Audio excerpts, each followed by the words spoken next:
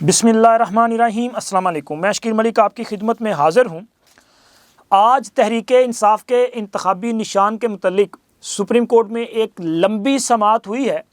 اور کل تک کے لیے دوبارہ سماعت ملتوی کر دی گئی ہے۔ کل دوبارہ تحریک انصاف کے وکلاء عدالت کے سامنے پیش ہوں گے، ریکارڈ مانگا گیا ہے۔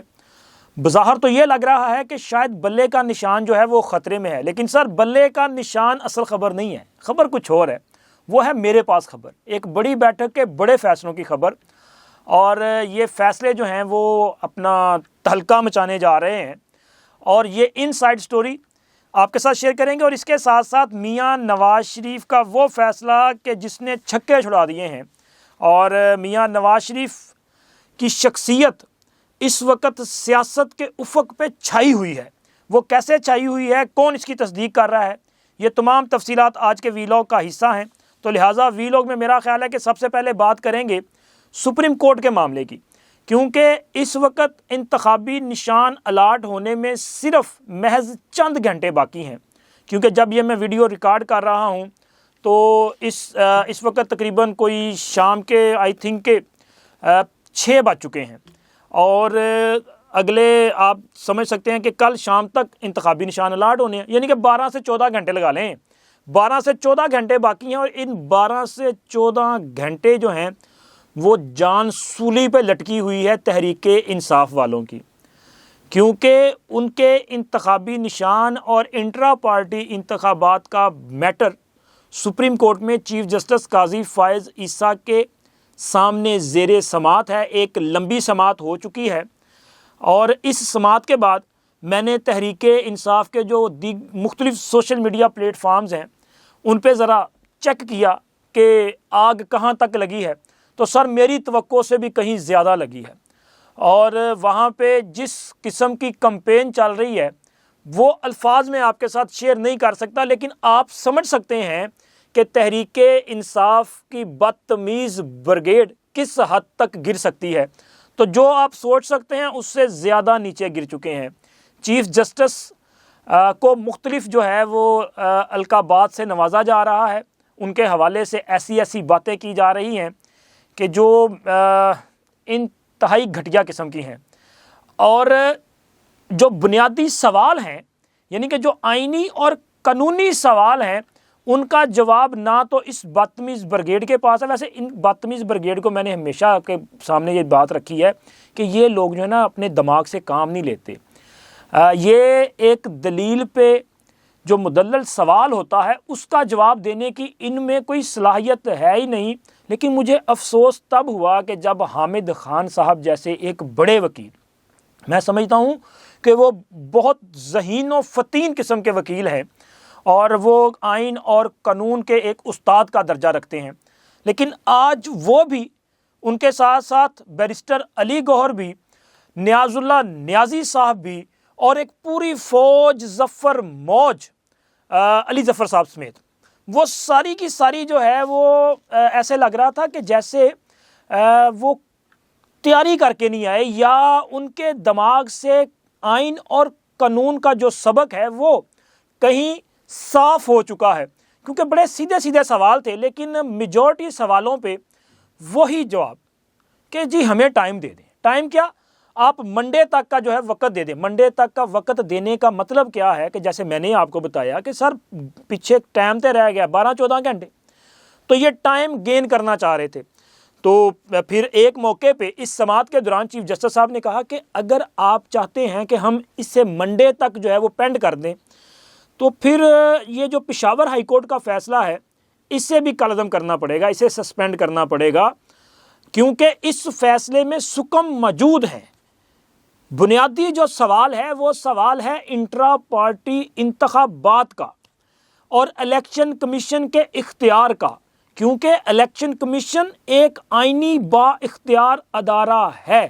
اس کے کام میں مداخلت نہیں کی جا سکتی۔ یہ بات تسلسل کے ساتھ چیف جسٹس صاحب مختلف کئی کیسز میں کر چکے ہیں، اور آج بھی انہوں نے اپنے اسی موقف نہیں، اپنی اس بات کا، اس قانونی جو نقطہ ہے اس کا اعادہ کیا، اور انہوں نے کہا جی الیکشن کمیشن کے کام میں تو مداخلت نہیں کی جا سکتی نا۔ اور پھر جب الیکشن کمیشن یہ سوال اٹھا رہا ہے کہ انٹرا پارٹی انتخابات جو ہیں وہ تحریک انصاف نے اپنے ہی آئین کے مطابق نہیں کروائے، تو جواب تو یہ آنا چاہیے کہ جی کیا آپ نے وہ پورے رولز اینڈ پروسیجر جو ہے اس کو فالو کیا یا نہیں کیا؟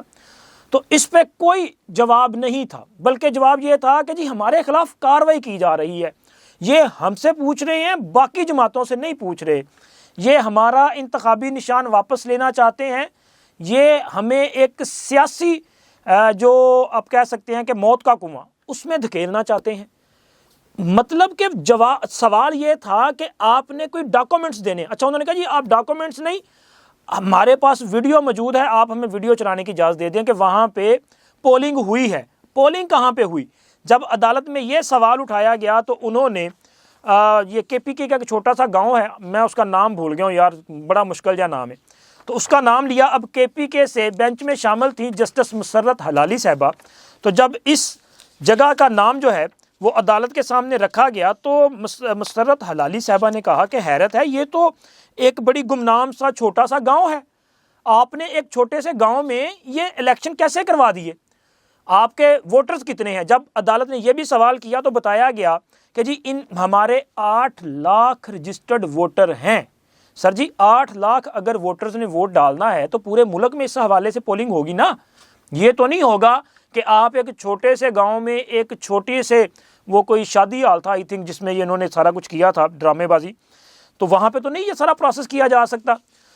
تو آج جتنے بھی سوال عدالت میں اٹھائے گئے ان پہ تحریک انصاف والوں کے پاس کوئی جواب نہیں تھا، ایون کہ وہ کہتے تھے کہ جی ہمارے پاس الیکشن کا ڈیٹا موجود نہیں۔ اب آپ مزے کی بات سنیں کہ پچھلے کتنے دنوں سے یہ کیس چل رہا ہے، کبھی اس سے پہ الیکشن کمیشن میں، سپریم کورٹ میں، پشاور ہائی کورٹ میں، پھر الیکشن کمیشن میں، پھر سپریم کورٹ میں، پھر پشاور ہائی کورٹ میں، یہ معاملہ جو ہے وہ تسلسل سے چل رہا ہے، لیکن یہ کہتے ہیں ہمارے پاس جناب وہ سپریم کورٹ میں پیش کرنے کے لیے کاغذ موجود نہیں ہے، ڈیٹا موجود نہیں ہے۔ تو قاضی صاحب نے کہا کوئی بات نہیں، آپ اس کا ڈیٹا لیں، آپ عدالت کے سامنے ویڈیو نہ چلائیں، آپ نے ویڈیو چلانی ہے وہ جا کے باہر چلا دیں، ہمیں کوئی اعتراض نہیں، لیکن عدالت نے تو کوئی جو ایویڈنس ہے وہ پیپر کی شکل میں اگر آپ کے پاس کوئی چیزیں ہیں تو وہ لے کے آئیں۔ آپ کے انٹرا پارٹی انتخابات کس طرح ہوئے، کون کون منتخب ہوا، کتنے لوگ تھے، آپ نے کتنے لوگوں کو نومینیشن پیپرز دیے، کتنے لوگوں نے فائل کیے، لسٹیں کب لگیں، ان کی سکروٹنی کب ہوئی، ووٹرز کو انٹیمیشن کب دی گئی، ووٹرز کو کیسے پتا چلا کہ یہ پولنگ ہونے جا رہی، یہ ساری چیزیں آپ وہاں پہ لے آئیں۔ اور اس کے ساتھ ساتھ انٹرا پارٹی انتخابات کو چیلنج کرنے والے اکبر ایس بابر صاحب جو ہیں، انہوں نے تحریک انصاف، وہ کہتے ہیں نا کہ نہا دھو کے پیچھے پہ جانا، تو اکبر ایس بابر صاحب بھی اس معاملے میں جو ہے وہ آ چکے ہیں، اس میں وہ بھی ایک فریق ہیں۔ ان کے وکیل نے بھی آ کے اعتراض کیا کہ جی اکبر ایس بابر صاحب جو ہیں وہ بنیادی رکن ہیں، تو ان کا یہ دعویٰ جو تھا اس کی نفی کی حامد خان صاحب نے، اور باقی جو وکلا ہیں انہوں نے ان کی نفی کی، انہوں نے کہا یہ تو ہمارے رکن ہی نہیں ہے۔ حالانکہ اکبر ایس بابر صاحب کا کیس جو ہے اس سے پہلے آئی تھنک میرا اسلام آباد ہائی کورٹ فیصلہ دے چکی ہے، اور انہوں نے عمران خان کے دور حکومت میں یہ کیس جیتا تھا، اور وہ بنیادی رکن ہیں۔ آج تحریک انصاف ان کو بنیادی رکن تسلیم نہیں کر رہی، اور کیوں نہیں کر رہی؟ وجہ یہ ہے کہ وہ الیکشن لڑنے کے لیے پارٹی کا جو سینٹرل سیکریٹریٹ ہے وہاں گئے، انہوں نے کہا مجھے نومینیشن پیپر دیں، تو ان کو نومینیشن پیپر بھی نہیں دیے گئے تھے، ان کو روک دیا گیا تھا۔ اسی طرح دیگر لوگ جو ہیں، اس میں مجموعی طور پہ 14 لوگوں نے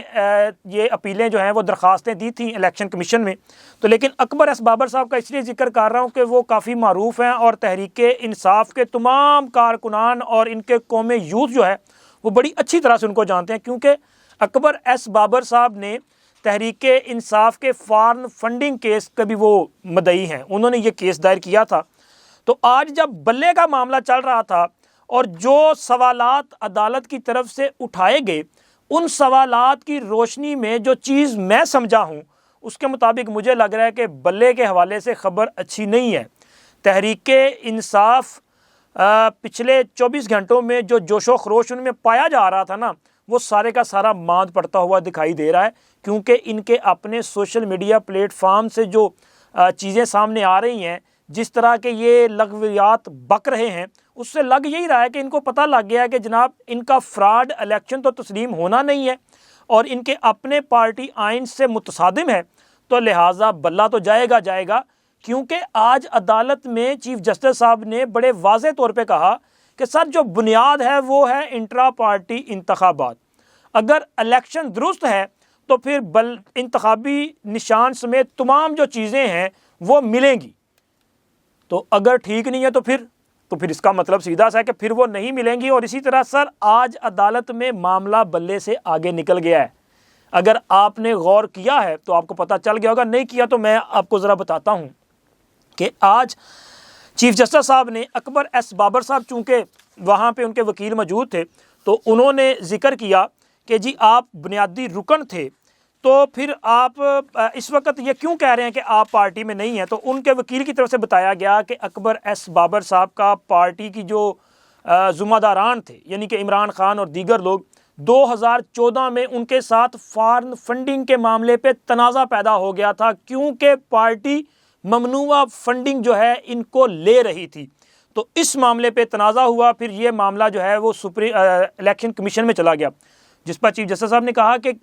الیکشن کمیشن سے کہ اس پر فارن فنڈنگ کے معاملے پہ کیا کارروائی کی گئی، تو عدالت کو بتلایا گیا کہ جی اس حوالے سے جو ہے وہ نوٹس وغیرہ جاری کیے گئے ہیں، رپورٹس مانگی گئی ہیں، قصہ مختصر کہ جی فیصلہ ابھی کوئی نہیں ہوا، کارروائی جو ہے وہ چل رہی ہے۔ تو عدالت نے کہا کہ جی گزشتہ 9 سال سے ایک کیس پینڈنگ ہے، تو 9 سال سے ابھی تک آپ نے فیصلہ ہی نہیں کیا، یہ تو بڑی اہم بات تھی۔ اب فارن فنڈنگ کا معاملہ عدالت کی طرف سے اگر اس پر سوال ریز کیا گیا ہے تو پھر اس کا مطلب ہے کہ اس پر بھی کارروائی آگے بڑھے گی، اور فارن فنڈنگ کے معاملے میں کارروائی آگے بڑھنے کا مطلب یہ ہے کہ تحریک انصاف کی بطور پولیٹیکل پارٹی رجسٹریشن بھی منسوخ ہو سکتی ہے۔ صرف اسی مد میں نہیں بلکہ انٹرا پارٹی انتخابات اگر غیر قانونی قرار دے دیے گئے یا غیر قانونی تسلیم کر دیے گئے سپریم کورٹ کی طرف سے، تو پھر الیکشن کمیشن اسی بیس پہ تحریک انصاف کو ڈی لسٹ بھی کر سکتی ہے۔ اب اگر کسی کو یقین نہیں آ رہا تو سر کچھ جماعتوں کو الیکشن کمیشن نے ڈی لسٹ کر دیا ہے۔ میں ذرا آپ کے سامنے الیکشن کمیشن کی تازہ کارروائی رکھ دیتا ہوں کہ انٹرا پارٹی انتخابات کے معاملے پر الیکشن کمیشن نے 2 سیاسی جماعتوں کے انٹرا پارٹی انتخابات کے حوالے سے انہوں نے جو ڈاکومنٹیشن دی اپڈیٹ اس کو تسلیم کیا ہے، جبکہ 13 کے ڈاکومنٹس کو مسترد کر دیا ہے اور ان تمام 13 پولیٹیکل پارٹیز کو ڈی لسٹ کر دیا ہے۔ جن 2 جماعتوں کے انٹرا پارٹی انتخابات کو تسلیم کیا گیا ہے ان میں JUP اور مسلم لیگ جناح شامل ہے، اور ان دونوں جماعتوں کو ان کے انتخابی نشانات الاٹ کر دیے گئے ہیں، جبکہ 13 جن جماعتوں کو ڈی لسٹ کیا گیا ہے ان میں پاکستان منارٹی الائنس، آل پاکستان تحریک، عوامی پارٹی پاکستان، بہاولپور نیشنل عوامی پارٹی، اور اسی طرح پاکستان امن کونسل پارٹی، پاکستان نیشنل مسلم لیگ، اور پاکستان امن پارٹی، پاکستان برابری پارٹی، مسیحی عوامی پارٹی، پاکستان قومی یکجہتی اور دیگر مختلف جو ہے اس میں شامل ہیں۔ اور اس کے ساتھ ساتھ الیکشن کمیشن کی طرف سے انتخابی نشانات کے حوالے سے جو مکمل فہرست جاری کر دی گئی ہے، اس میں جناب 145 انتخابی نشانات جو ہیں وہ مخصوص کر دیے گئے ہیں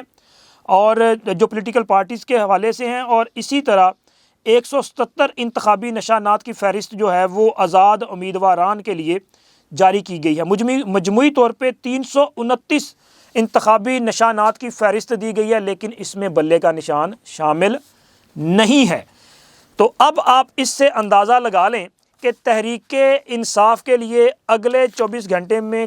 کون سی بڑی خبر جو ہے وہ آ سکتی ہے، اور تحریک انصاف والے جو ہیں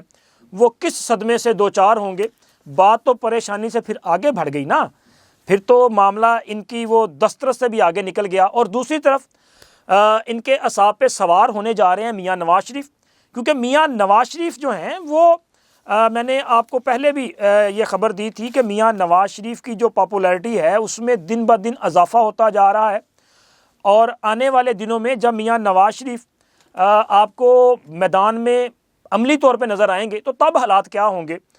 تو سر میں نے کل بھی آپ کو ایک انفارمیشن دی تھی، لیکن آج اس کا جو پارٹ 2 ہے وہ آپ کے ساتھ شیئر کرتے ہیں۔ یعنی کہ یہ گیلپ پاکستان کا سروے تھا